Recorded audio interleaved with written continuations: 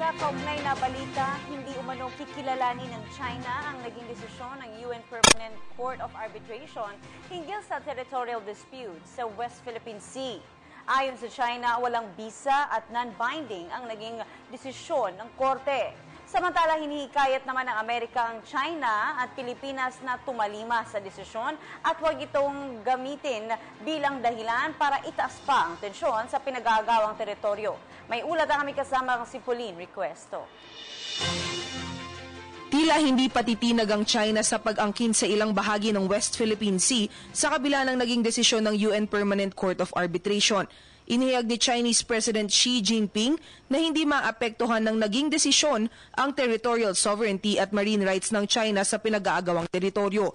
Sa kabila nito, iginiit naman ni Xi na handa ang kanyang bansa na resolbahin ang issue kasama ang ibang claimants.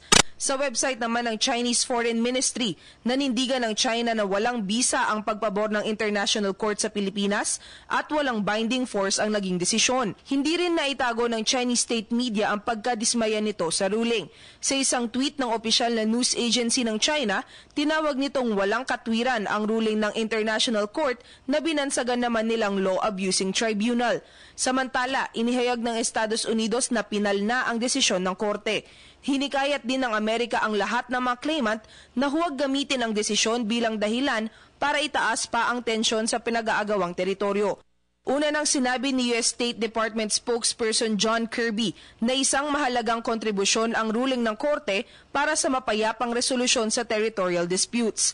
Umaasa umano ang US na tatalima ang Pilipinas at China sa desisyon ng arbitral tribunal.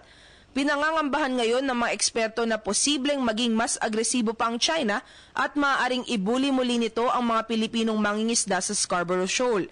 Gayunpaman, hindi raw dapat magpasindak ang Pilipinas sa China. Para sa PTV News, ako si Pauline Requesto.